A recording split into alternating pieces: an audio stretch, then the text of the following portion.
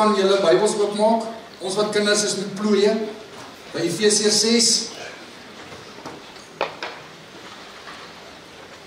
Ek luister vanmôre terwyl ek terugry, luister ek RSG en daar's 'n vrou wat praat, sy bied 'n program aan oor musiek en sy sê, dis die hoogtepunt van haar week. Sy kan nie wag om hierdie uur program aan te bied nie.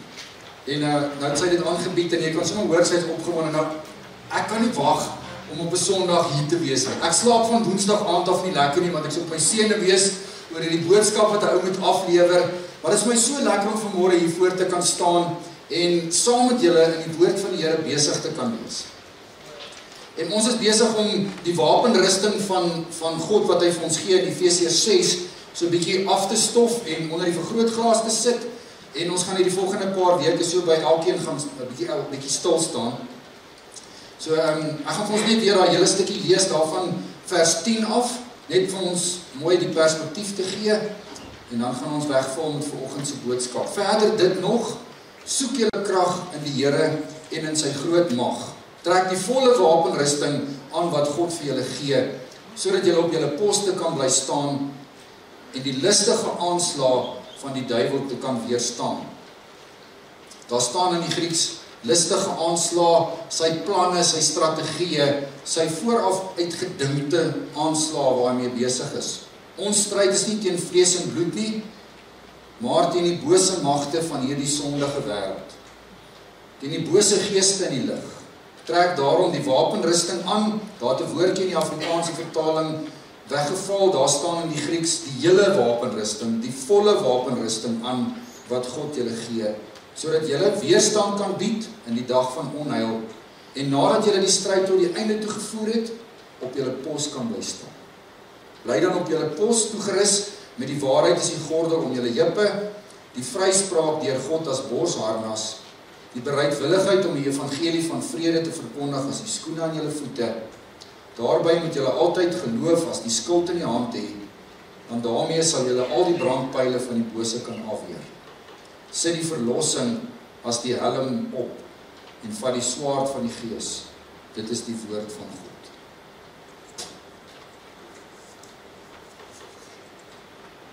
Ons tema vir hierdie paar Sondae, 'n soldaat vir Christus met die wapenrusting aan. Ons het laasweek het ons by die gordel stil gestaan. En ek wil net, as jy dit gemis het, jou uitnooi om net weer in te val by ons YouTube video's en op te vang. Maar ek wil tog net vir jou vanmôre daaraan herinner. Paulus skryf nou hierdie hele brief tot en met hoofstuk 6 vers 9. Hy het die inhoud gegee, hy het die fondasie gelê, hy het vir ons vertel wie ons is in Christus. En toe het hy vir ons vertel, hoe moet ons dit gaan toepas in ons alledaagse lewe? Want informasie alleen is nie genoegsaam nie. God se plan is transformasie. Dis hoekom ons jaartema hierdie jaar sê, in pas met Jesus se voetspore. Ek hou nie net sy pas dop nie. Ek staan nie net van die kantlyn af en kyk hoe loop hy en wat doen hy en hoe tree hy op en wat is sy waarheid nie. Ek wil in pas kom met dit. Met ander woorde, ek wil begin doen soos hy doen. Hierdie waarhede wat hy my leer, moet deel word van my lewe. Dan praat hy oor die huisgesin, hy praat oor die huwelik, hy praat oor ons werksplek, en dan kom sy, ons gaan aanslae beleef. As jy jou identiteit in Christus omarm, en jy vat dit na die wêreld toe, na jou huwelik toe, na jou huisgesin toe, na ons alledaagse lewe toe, gaan ons teenslae en aanslae kry. Dis 'n feit, die Bybel waarsku ons daarteen. Ons is in 'n stryd, ons is in hierdie stryd gewikkel teen die duiwel, teen die bose magte. Dis nie jou buurman of jou kollega of daardie persoon, dis 'n geesteswêreld en die geesteswêreld gebruik mense en daarom is ons in 'n stryd en sê die Here vir ons, stuur hy ons nie alleen in hierdie stryd in nie, maar gee hy vir ons wapenrusting. En die belangrike ding vanmôre ouens, is ek en jy moet onthou, ons kan nie net besluit om die skoene, die evangelie aan te trek, en dan op 'n ander dag die swaard van die Gees te vat, en dan die gordel van die waarheid by geleentheid uit te haal, en die helm op die kop te sit. Die geheim van hierdie wapenrusting is om dit ten volle aan te sit en ten volle te gebruik. As jy net skoene aan het, is die res van jou geestelike lewe en liggaam weerloos en ontbloot. So laas keer het ons stil gestaan by die gordel.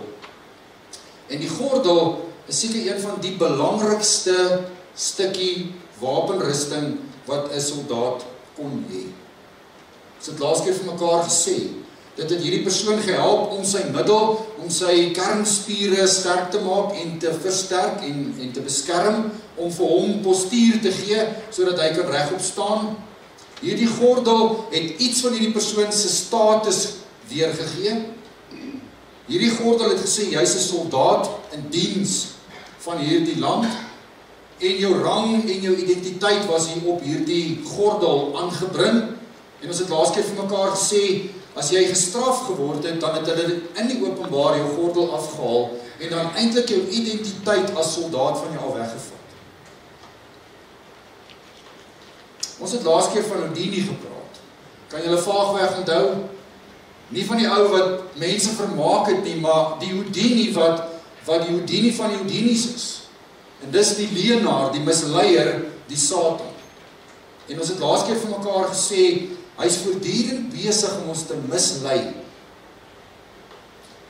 En nou kom die gordel, die waarheid, kom daar en is ter sprake wanneer hy ons met leuns wil mislei. En ons het laas keer vir mekaar gesê, die waarheid is die belangrikste. Ek het my gitaar saamgebring vanmôre, en ek gaan nou nie vir julle 'n solo speel nie, maar ek wil tog vanmôre vir julle ietsie wys en probeer demonstreer van wat die waarheid van die gordel is. Hierdie instrument ken ons almal baie goed, en hierdie instrument het 6 snare, en as jy iewerster dit speel, dan is dit veronderstel om iewerster 'n noot te maak. Maar die probleem met hierdie goed is hulle raak oornag vals. En nou kan ek een van twee goed doen. Dus ek kan nie opdaag in die kerk en ek kan sê dis my gitaar, en hierdie gitaar volgens my is nie vals nie. Hierdie gitaar is ingestem, en dan kan ek nou lostrek en ek kan nie sing. En dan gaan jy vir my sê, maar die ding is vals. So daar's iewester 'n waarheid, daar's iewester iets wat vir my en elke ou wat hierdie instrument speel, kom sê, dis waaraan jy dit moet meet. Jy kan nie sommer net self dink, hierdie is 'n D en hy's in toon en dis reg nie. Daar's op 'n klavier 'n noot, en elkeen van hierdie snare het 'n noot. En my gitaar en daai noot op die klavier moet met mekaar ooreenstem. En as al hierdie 6 snare ooreenstem met die note op die klavier, dan is my gitaar in. Maar dis nie wat ek so dink nie. Dis omdat iets anders ter die waarheid vir my kom sê, wanneer hierdie ding vals is. Nou hierdie klein dingetjie in my hand, is nou 'n moderne stukkie tegnologie, wat jy gebruik om hierdie snare in te stem. So as ek wonder, of hierdie gitaar van my waar is, en in is, en die vals is nie, dan toets ek dit aan die waarheid, aan die klavier of aan hierdie instrument. En dan doen ek 'n baie interessante ding. Dan stem ek my klavier, my gitaar, stel ek hom in volgens die waarheid, die regte toon. En so is die gordel van die waarheid, presies dit. Die gordel van die waarheid het ons laas van mekaar gesê, is die objektiewe waarheid. Dis God, Jesus sê, ek is die weg, die waarheid in die lewe. So as jy iets wil toets, dan moet jy dit toets aan my siening van wat waar is. Nie jou siening nie, nie die samelewingssin nie. As jy wil weet of die gitaar in is, moenie vir my vra nie, my oor kan my bedrieg. Gaan vra die waarheid. Gaan toets dit aan die klavier, wat waar en reg is. En as dit af is, dan stem jy dit in harmonie met die waarheid. En dis die waarheid van die gordel. Wanneer die leuen kom, en wanneer ek en jy met die leuen verlei en mislei word, kan ons nie onsself instem op wat die wêreld sê, of wat die kultuur sê, of wat die media sê nie. Ek moet gaan hoor wat die waarheid met 'n hoofletter is. Wat is God se gevoel hieroor. En ons het laas keer vir mekaar so 'n bietjie daaroor 'n paar riglyne gegee. So die gordel bestry en beskerm vir my en vir jou teen die leuns van die Satan.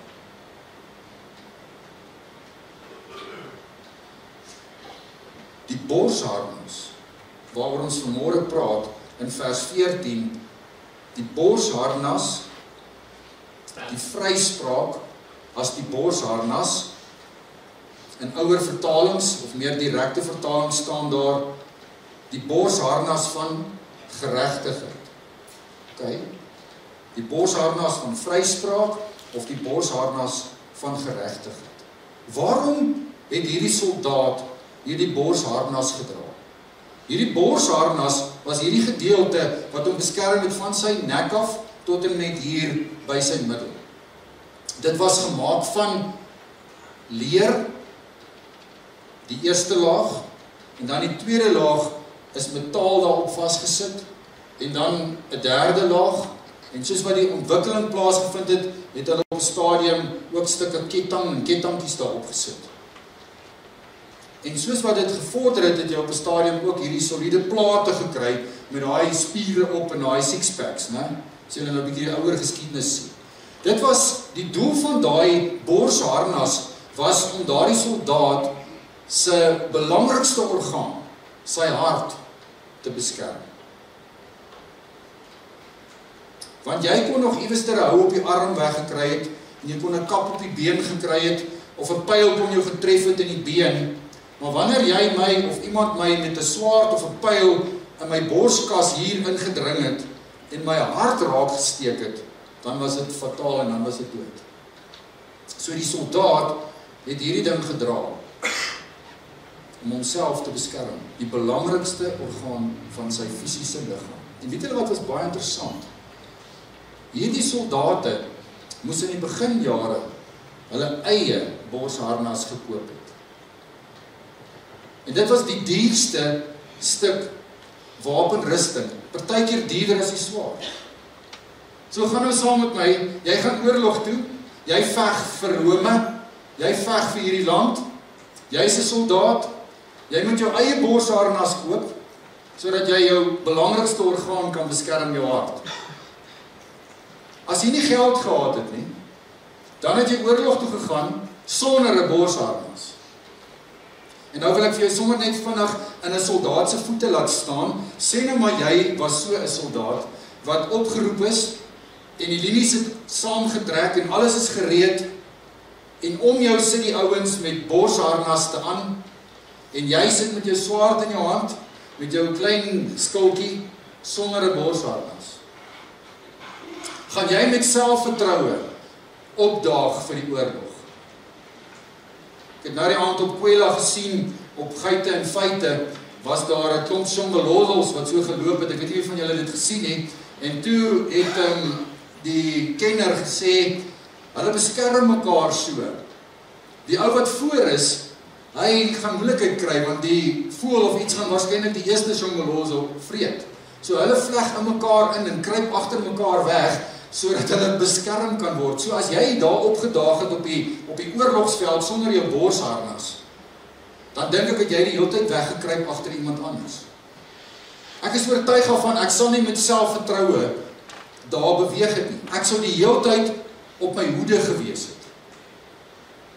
Ek sou die hele tyd agteruit beweeg het. Maar wanneer ek daai stukkie wapentuig aan het, dan kan ek voel, maar ek kan vorentoe gaan. My orgaan is beskerm, so ek kan veg. Ek het laas keer vir julle gesê, die wapenrusting was nie regtig agter 'n soldaat nie, behalwe die borsharnas. Die borsharnas het sy rug ook 'n bietjie toegemaak. Want jy is nie gemaak gewees om weg te hardloop nie, jy moes geveg het hiervoor. So die borsharnas het jou beskerm, en so 'n stukkie van jou rug as 'n ou jou agter met 'n pyl wil geskiet het.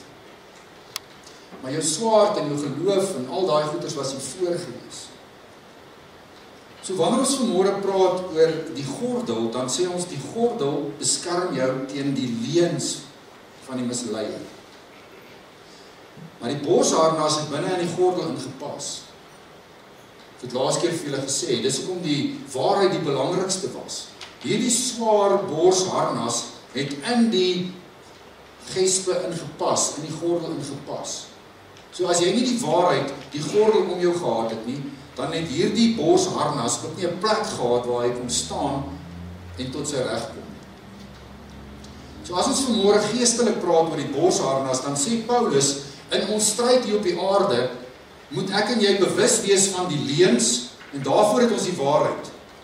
Maar ek en jy moet ook weet, dat die Satan vir my en vir jou nie net mislei nie, maar ook vir my en vir jou die heeltyd kom aankla. Jy moet vanmôre mooi hoor. Hy mislei jou nie net nie, maar vir ons as kinders van die Here, hy skryf vir kinders van die Here, sê hy, sorg dat jy die borsharnas op het, want dit beskerm jou belangrikste orgaan, want die Satan is voortdurend besig om jou aan te kla. Om jou aan te kla. Nou moet ons geestelik hierdie sprong maak. En ons moet vanmôre vir mekaar sê, Paulus kom sê, ons moet ons hart beskerm met hierdie borsharnas van wat? Van vryspraak, van geregtigheid. En ons moet vanmôre vir mekaar sê, maar wat beteken dit? Want as ek en jy verstaan wat hierdie vryspraak beteken, en ek en jy verstaan wat die woord geregtigheid beteken, dan kan ons hierdie stukkie wapenrusting gebruik. Anderster is dit vir my en vir jou van nul waarde. So daarom kom skryf Paulus baie mooi, die vryspraak as God se borsharnas, of die borsharnas van geregtigheid in die Griekse teks. Vryspraak en geregtigheid is baie naby aan mekaar. Dis twee kante van 'n muntstuk, wat ek en jy vanmôre mooi moet verstaan. Jy het nodig om te verstaan hoekom jy die borsharnas moet aansit, want sonder die borsharnas kla die Satan vir my en vir jou op 'n gereelde manier aan. En maak daai aanklagte van hom vir my en vir jou moedeloos. Dit maak vir my en vir jou op die einde van die dag, laat twyfel in ons geloof. Dit laat vir my en vir jou ons geloof inruil. Dit laat ons koud word. En op die einde van die dag is ons van geen waarde nie. So daarom kom sê Paulus, trek die volle wapenrusting aan. Jy moet die waarheid aan hê. Julle nie een van hierdie wapentuig kan gebruik word sonder die waarheid nie. Die waarheid, God se siening van geloof, van die evangelie, van wat reg is, van sy woord, van verlossing, van vryspraak, van geregtigheid is nodig. As ons 'n skewe siening het, nie die waarheid het nie, dan beteken hierdie borsharnas ook vir jou niks. Dan is die evangelie aan ons voete 'n vals evangelie. Dan interpreteer ek en jy die woord van God op 'n ander en 'n verkeerde manier.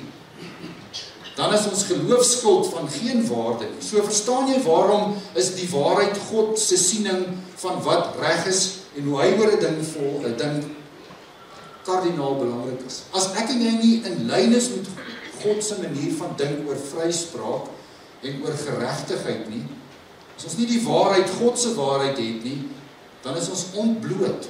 Dan gaan ons in 'n oorlog teen die bose sonder 'n borsharnas, met ons hart oop en bloot. Nou kom ons praat net so vinnig 'n stukkie oor die hart. 'n Mens bestaan uit 'n liggaam en 'n siel en 'n gees. Kyk, 3 dimensies. Nou, dis is die 3-eenheid.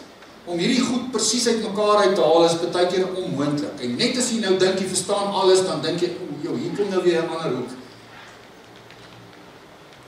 En die Bybelse siening van die hart en die mediese siening van die hart vandag is so 'n bietjie verskillend van mekaar. Maar die Bybelse siening van die hart was baie belangrik geweest. Jou liggaam is die fisiese. Jou geestelike dimensie is dit wat jou in staat stel om met God te kommunikeer, en dis daai God-kommunikasie en dimensie.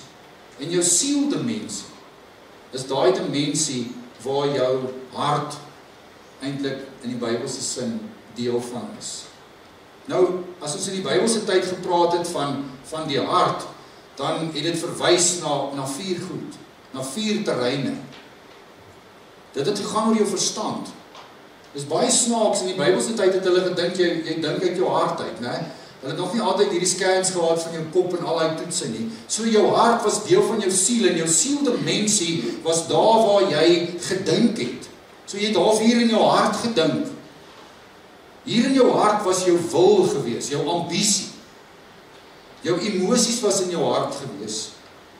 jou gewete, jou morele kompas was hier in jou hart gewees en dit het alles deel uitgemaak van jou siel. So nou kom sê Paulus, jy moet jou hart oppas, jy moet jou sieldimensie oppas, jy moet jou verstand, jou gedagtes, jou ambisie, jou gevoelens, jou gewete, jou morele kompas, dit wat hier binne reg en verkeerd is, moet jy baie mooi oppas. Want die Satan kom en hy verdraai dit wat hier in jou gedagtes aan die gang is. Hy kan vir my en vir jou, wat ons ambisie aanbetref, heeltemal in 'n verkeerde koers stuur. Ons emosies is so wispelturig en hy kan so met ons emosies werk. Jou morele kompas kan hy maklik skuif. So daarom kom sê Paulus, is dit so belangrik dat ons hierdie kardinale belangrike orgaan, dimensie van ons lewens moet beskerm. Hoe beskerm ek en jy ons verstand, ons ambisie, ons emosies, ons morele kompas deur die borsharnas van vryspraak, van geregtigheid. Nou kom ons gesels net so 'n bietjie oor hierdie waarheid van vryspraak. Ek dink as ons praat oor geregtigheid, die borsharnas, dan is daar iets wat van God afkom, wat jy moet verstaan. Daar's iets wat hier binnekant in jou gebeur, waarin ek en jy niks kan doen nie. Dit doen die Heilige Gees. En dan is daar 'n stuk praktiese wat ek en jy op reageer. Kom ons raak net vir so 'n oombliekie net so rustig en ons kom sê net vanmôre vir mekaar, geregtigheid beteken om reg voor God te wees. Dis regsterm hier. Vryspraak is regsterm.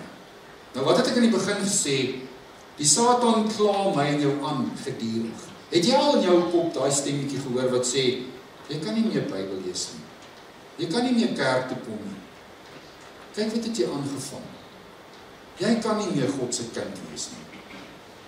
As jy so en so in jou lewe maak, hoe kan jy sê dat jy nog deel is van God en van God se familie? Of gebeur dit baie keer net met my?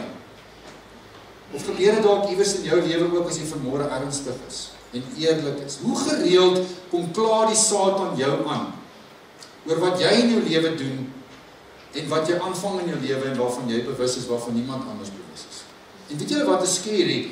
Is hy weet waarmee ek en jy besig is, want hy's magtig, hy's nie alwetend nie, maar hy weet baie van ons goeders. So daarom kom druk hy op die regte plek, en hy kom sê vir my en vir jou wat ons aangevang het en waarmee ons besig is, en dan kan ek en jy nie anders as om te sê, die leenaar praat die waarheid nie. Maar weet jy wat doen hy? Hy is besig om jou aan te kla, want hy wil op die einde van die dag, wil hy vir jou op 'n punt bring, waar God deel van jou probleem raak, in plaas van jou oplossing. So luister baie fyn vanmôre. Die borsharnas gaan in die eerste plek oor 'n stuk vryspraak. Vryspraak het niks met my en jou te doen in die eerste plek nie. Vryspraak, as ons in Romeine 3 vers 20 gaan lees, dan lees ons baie interessante goeders daar. Ons lees daarso dat ons almal het gesondig en dat ons nie op grond van wetsonderhouding vrygespreek word nie, maar inteendeel dat die wet ons net leer wat sonde is. So die borsharnas van vryspraak kom sê vanmôre vir my en vir jou iets van hoe ek en jy vrygemaak is en wat vryheid voor God beteken. Ek het vanaand gesê, daar's 'n stuk geregtigheid wat van God afkom, daar's 'n stuk innerlike geregtigheid en dan is daar 'n stuk selfgeregtigheid. En vanmôre is ons besig met steaks, julle. Ons eet nie Kellogg's of Weet-Bix vanmôre nie. Jy het 'n fondasie nodig, sê Paulus, waarop jy kan staan, sodat wanneer hy kom en jou aankla, dat hy jou nie rondwaai soos 'n golf op die see nie. En een van die redes waarom ek en jy so maklik rondgewaai word, is omdat ons baie sterk staan op selfgeregtigheid. Ons bring onsself in hierdie vryspraak ding in, wat God sê in Romeine, het niks met jou uit te waai nie. Dis ek wat jou vryspreek op grond van genade. Gaan lees 'n bietjie hoofstuk 3 van Romeine.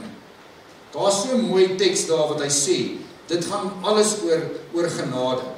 Weet julle wat's baie interessant? Niks in die wapenrusting, in Efesiërs 6, wat ons lees, het Paulus nie al in 'n vorige hoofstuk van Efesiërs hanteer. As jy na hoofstuk 2 toe gaan, en jy lees daar in vers 5 en verder, dan staan daar, ons is uit genade gered, uit genade vrygespreek. In Christus Jesus is ons saam met hom opgewek uit die dood en het ons nou 'n plek in die hemel gegee. Julle is uit genade gered deur geloof. Hierdie redding kom nie uit jouself uit nie, dis 'n wat? 'n gawe van God. Dit kom nie op grond van jou eie verdienste nie. Daarom het niemand van ons enige rede om daarop te roem nie. Wat ons nou is ons in Christus Jesus. Weet julle wat? Ons wil soos hierdie Romeinse soldaat vir ons eie borsharnas betaal.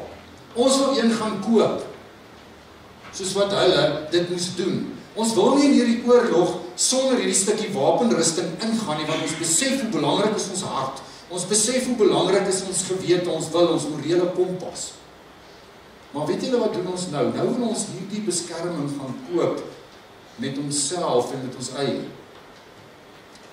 En Paulus kom sê, jy kan dit nie koop. Vryspraak kom van God af.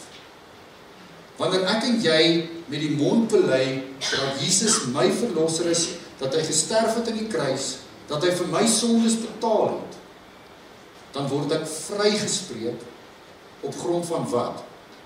Op grond van wat Jesus vir my gedoen het, en dat ek daarin glo. So ek kan nie my vryspraak koop nie, julle. Hierdie borsharnas in die eerste plek kry ek van God deur die genade, omdat ek in Jesus Christus en aan sy dood in die kruis glo. Daarom is hierdie vryspraak en hierdie geregtigheid, hierdie om reg voor God te wees, is 'n eenmalige iets wat met my en jou gebeur. Die oomblik wanneer ek en jy tot wedergeboorte kom, en ons in God se teenwoordigheid vrygespreek word, dan kry ons hierdie geregtigheid, vir eens en vir altyd. Hierdie geregtigheid is om reg te wees voor God. Dis nie op grond van wat ek en jy doen nie. Dit het iets te doen met my en jou nuwe identiteit. Kan jy onthou waaroor die eerste 4 hoofstukke gegaan van Efesiërs? Wie is jy nou in Christus? Jy's 'n nuwe mens. Wanneer jy vrygespreek is deur hierdie genade, is jy vrygespreek en kry jy hierdie borsharnas. En moet jy in jou gedagtes iets sien van 'n groot hof, waar jy 100% skuldig is, en waar die Satan die aanklaer is, en al die feite op die tafel sit, en alles wat hy praat die waarheid is, en net voordat jy gevonnis moet word, staan Jesus op, en sê, maar Vader, ek is hierdie persoon se vryspraak. Ek het vir hierdie persoon gesterf aan die kruis, en hy of sy het my as verlosser aanvaar. Ek het in die plek van hierdie persoon sonde geword, sodat sy sonde nie meer hoef te staan tussen hom en haar en u. En dan spreek God jou vry, dan sê God op grond van Jesus se kruis, op grond van die feit dat 'n sondelose mens sonde vir jou geword het, dit op hom geneem het, in jou plek gaan doodgaan het, gaan betaal het, spreek God jou vry. En daardie vryspraak is nie iets wat aan tyd gekoppel is nie, dis vir altyd. Want hierdie vryspraak om reg voor God te kom, het ek gesê, is iets wat van God afkom, dis iets wat hier binne gebeur. Dis wat by jou wedergeboorte gebeur. Johannes skryf, Jesus sê vir Nikodemus, jy kan nie die koninkryk van God beerwe, as jy nie wedergebore word. So hier binnekant julle, gebeur daar iets, wat ek nie kan sien nie, maar wat die waarheid is. En dit doen die Heilige Gees. Jou wedergeboorte, jy word wedergebore deur die werking van die Gees. En wanneer die Heilige Gees jou wederbaar en jy wedergebore word hier binne in jou, dan is dit vir altyd. Dis vir altyd. En nou kom sê die duiwel vir jou, kan ek jou net 'n bietjie herinner aan wat jy gedoen het? Hoe kan jy nou sê jy is 'n kind van God? Hoe kan jy nog kerk toe kom? Hoe kan jy nog by die werk iewester dit durf waag om op te staan en te sê, maar ek is 'n Christen, want kyk wat het jy aangevang. Die borsharnas van die vryspraak, van die geregtigheid sê, ek is 'n wedergebore kind van God. Ek is vrygespreek, omdat ek in geloof Jesus aanvaar het, wat vir my sonde geword het, en my vrygespreek het. Daarom is dit my identiteit. Ek is wedergebore. Julle, daarom kan 'n mens nie sê, dat ek is nou nie meer 'n kind van God. Ek hoor al hoe meer, dat paartjies by mekaar sit, en dan is in 'n huwelik, en dan op 'n dag, dan sê die een vir die ander een, ek is nou nie meer lief vir jou. Ek voel nou nie meer vir jou lief. So kan klein aantekening, lief is nie 'n gevoel nie, dis 'n besluit. As jy net op gevoel gaan dit nie werk nie, jy moet kies. Maar dan sê hulle, dis tot nie, dis verby. Nou gaan ons partykeer met daai selfe redenasie na God toe, dan sê ons, ek sien nie u kind nie. U het my wedergebore deur die Gees, maar nou kom herinner die Satan my aan alles wat ek verkeerd doen en wat my sonde is. Nou wil ek hierdie wedergeboorte gaan teruggee vir u, en ek wil dit gaan teruggee en sê, maar ek is nie meer wedergebore nie. Wat moet nou met jou gebeur? Moet jy nou weer gebore word, dat jy nou weer 'n ongeredde sondaar word? Jy kan nie. Die woord van die Here sê, as jy met jou mond opreg bely het, dat Jesus gesterf het in die kruis, en hy jou vryspraak geword het, dan is dit forever.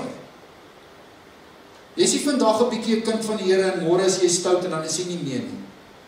Jy bly God se kind. Jy is vir altyd daar. Ons word dit, en ons bly dit. Maar nou sê Romeine 6 vers 1 en 2, dankie Vader, nou kan ek ons maak wat ek wil. Nou is ek ons vrygespreek, so nou kan ek ons roekeloos leef. Nou kan ek ons met sonde deur mekaar raak en sê, maar dankie Vader, ek is vrygespreek. Ek sal net nou sorry sê. Dan sê Paulus, verstaan jy nie wat hier aangaan nie. Dit het Christus Jesus sy lewe gekos. Dit het 'n sondelose God gekos om vir jou sonde te word, vir my en vir jou te sterf aan die kruis, sodat ons vrygespreek kan word. Sodat ons in geregtigheid voor God kan staan, sodat ons reg voor God kan wees. Sodat ons reg genoeg in God se oë kan wees om in sy teenwoordigheid te kan wees.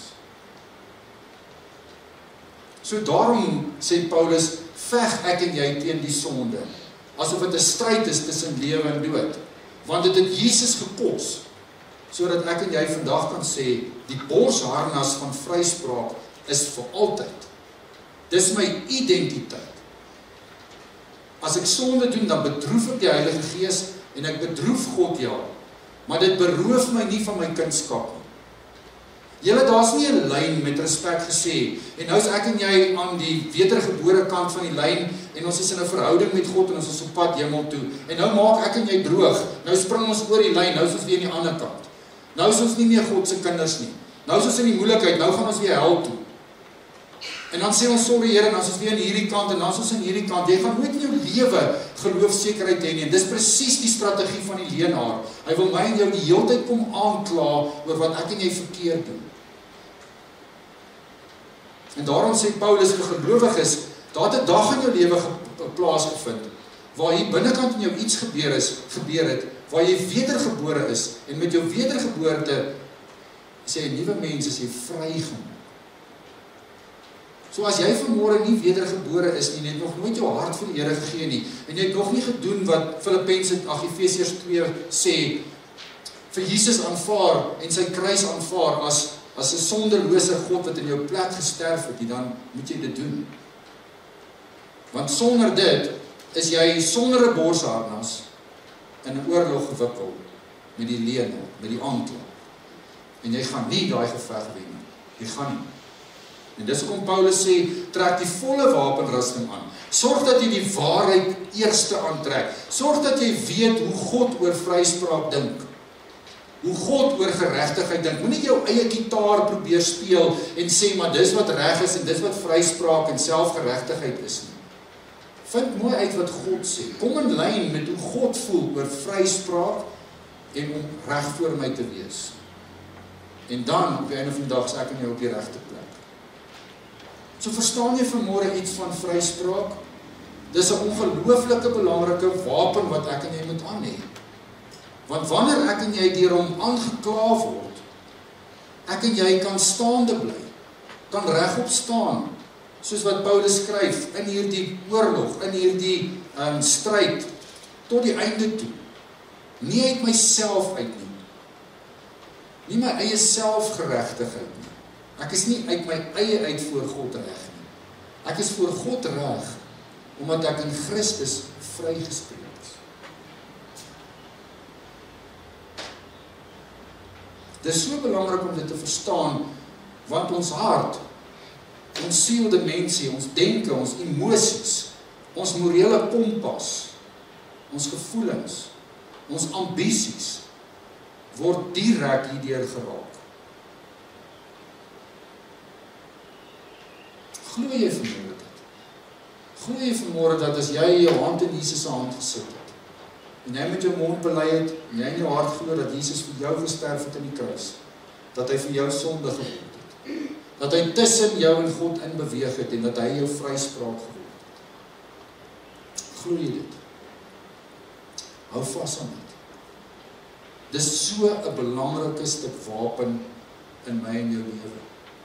Wanneer hy jou aanval, en wanneer hy jou kom aankla, is dit belangrik om te weet, waar kom vryspraak vandaan? Nie van myself af. Deur genade. Deur Jesus wat sonde geword het vir my en vir jou. Wat in ons plek gesterf het. Wat betaal het vir my en vir jou skuld. En op grond van dit is ons vrygespreek. So daarom moet ek en jy nie sonde in ons lewens akkommodeer nie. En moet ons teen sonde veg, asof dit 'n stryd tussen lewe en dood is. Hoekom? Want Jesus is my vryspraak. En hy het my reg gemaak voor God. En ek kan in God se teenwoordigheid kom, en dit het sy lewe gekos. Nou is daar 'n derde belangrike been van hierdie 3-poot pot, wat ek en jy nie moet miskyk nie. Geregtigheid beteken ek is reg voor God, omdat ek vrygespreek is, omdat ek in Jesus Christus glo. Dit het hier binne gebeur.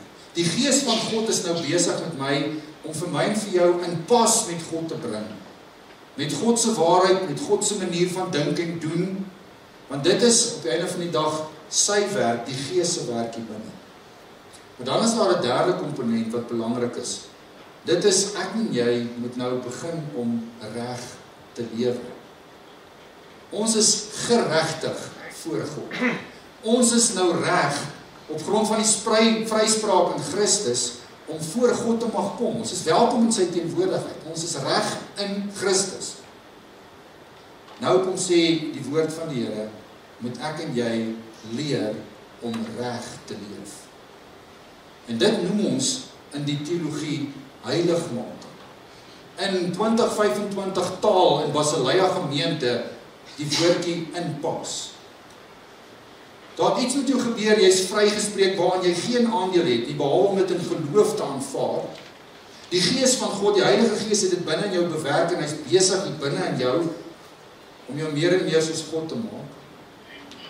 Maar nou het ek en jy die verantwoordelikheid om as sy disippels elke dag van ons lewens heiliger te word, in sy voetspore te loop, meer en meer te word soos wat hy wil, in pas te kom met hom.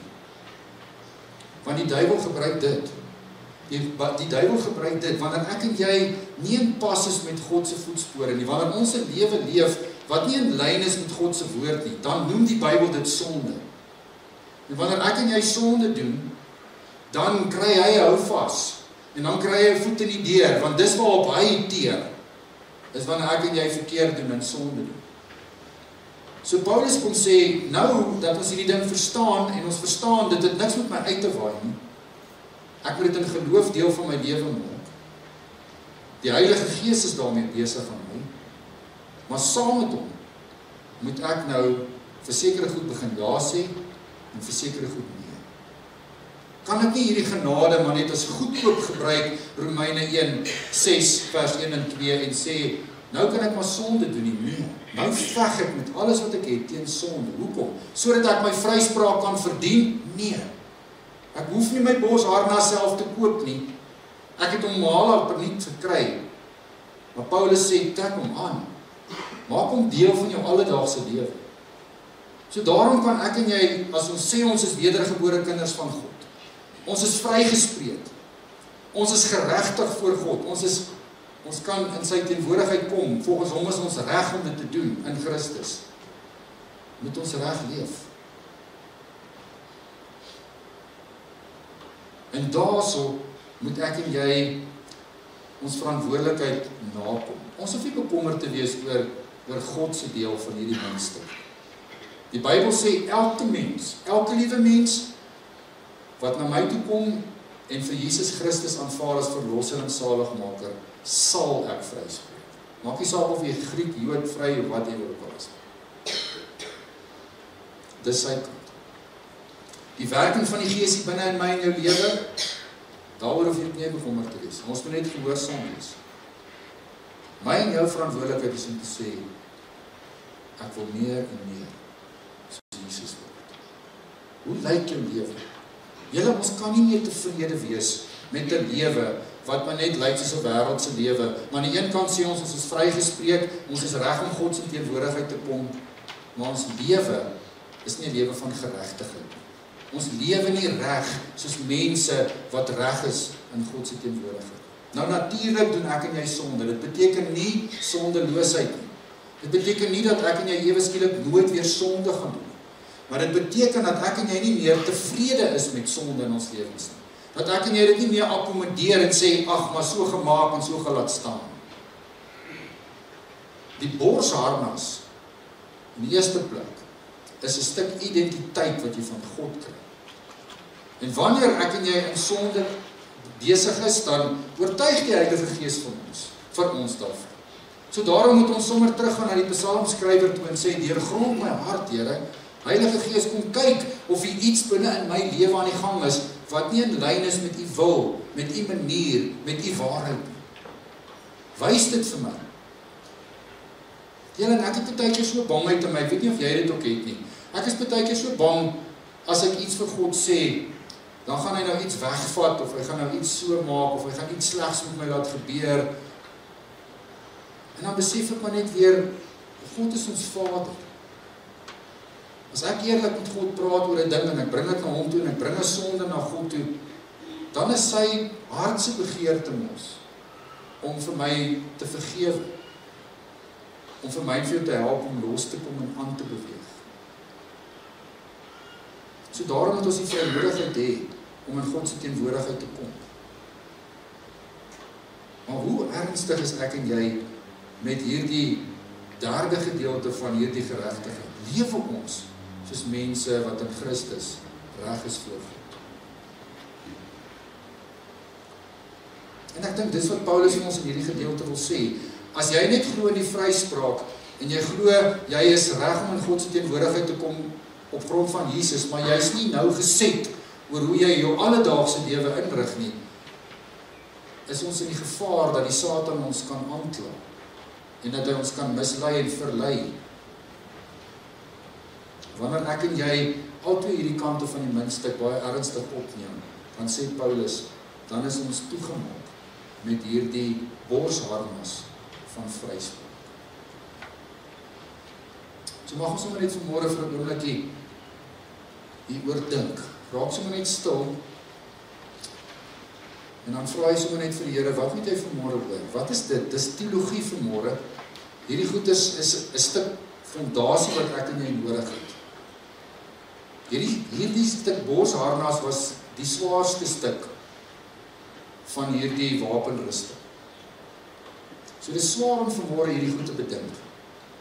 Hierdie is nie 'n boodskap wat vir my en vir jou help om gelukkiger te leef daar buite of om pligsgetrou te wees nie. Hierdie is in die eerste plek kernwaarhede waarop ek en jy moet bou om staande te bly teen die aanslag van die bose, teen die aanklag So wat hoor jy vanmôre?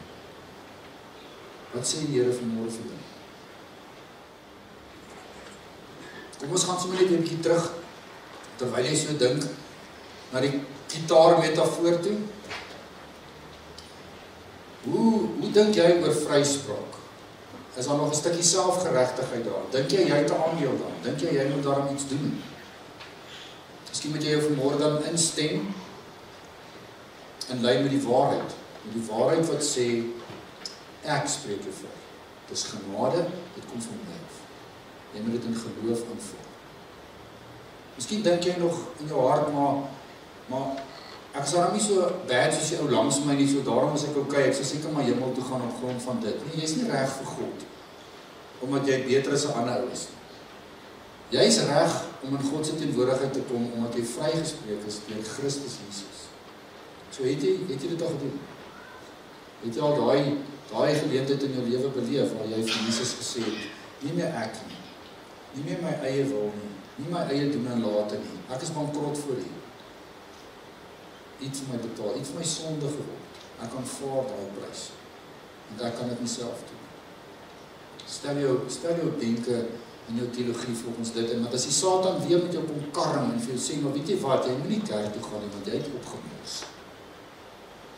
Jy het so droog gemaak, nou wil jy kerk toe gaan, nou wil jy jou Bybel lees, nou wil jy bid, nie, wat doen jy dan? Dan trek jy die borsharnas aan, en wat is die borsharnas? Vrygespreek, vir altyd. Vir altyd. So wat doen jy dan? Dan bely jy jou sonde, dit wat jy aangevang het, en jy gaan sê dit vir God, en dan sê hy in sy woord, ek sal jou vryspreek, ek is getrou en regverdig. Wat is sonde vir jou? Is sonde maar net 'n oeps wat ek en jy elke nou en dan doen? Sonde is wanneer jy weet wat reg is en jy doen dit nie. So stem bietjie vanmôre jou gitaar in, miskien moet jy vanmôre sê, wat is my siening van sonde?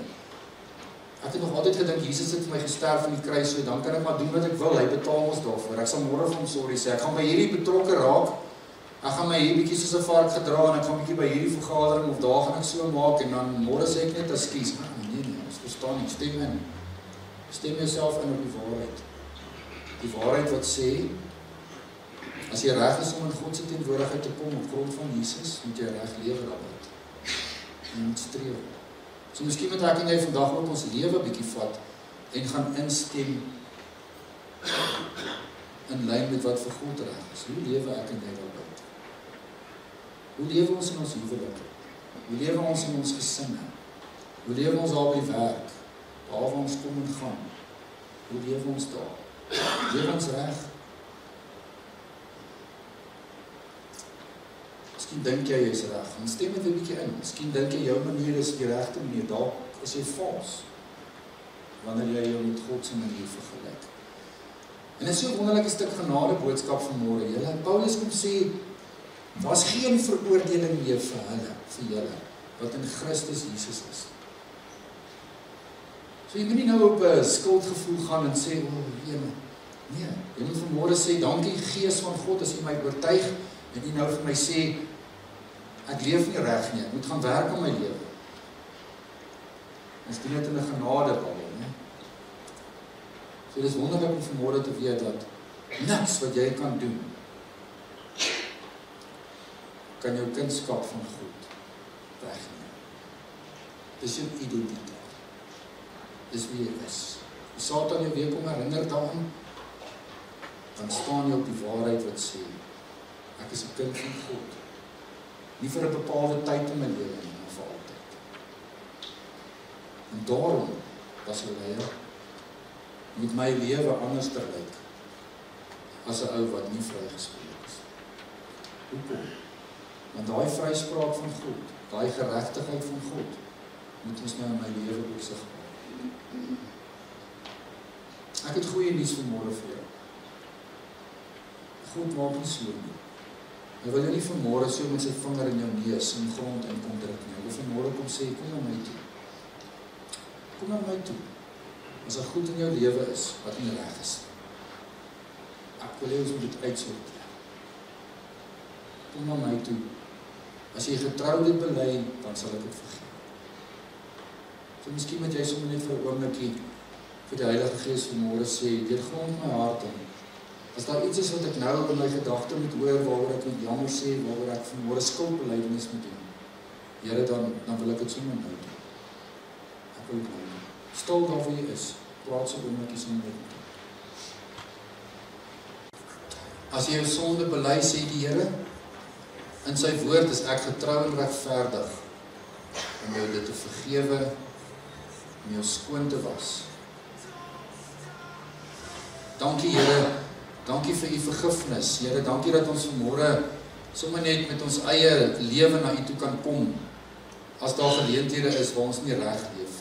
Dankie dat ons met vrymoedigheid vanmôre dit kan kom bely, sodat ons Here in u teenwoordigheid dit eerlik met u kan uitmaak, sodat daar nie meer 'n houvas op ons is nie, sodat die misleier en die aanklaer nie 'n houvas kan hê op ons lewens.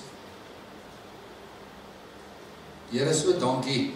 Dankie dat my vryspraak nie met myself te doen het nie. Jesus, dankie opnuut vanmôre dat u bereid was om te kom sterf, bereid was om sonde in my plek te word, sodat ek in Christus Jesus kan reg wees en voor God te mag verskyn.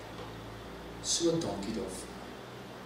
Heilige Gees, dankie dat u my wederbaar, dat u die binnekant in my besig is met my.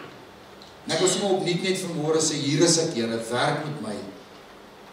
Werk met my. Ek wil graag leef soos iemand wat reg is voor God. Dankie vir hierdie stukkie wapenrusting.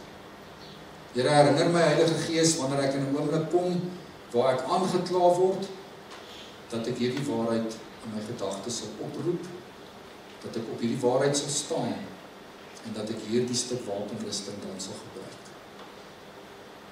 Dankie Here dat die bose van ons af sal wegvlug, dat ons staande sal bly as ons ons krag in u krag en in u waarheid soek. Bid dit vir jou in Jesus se naam. Amen.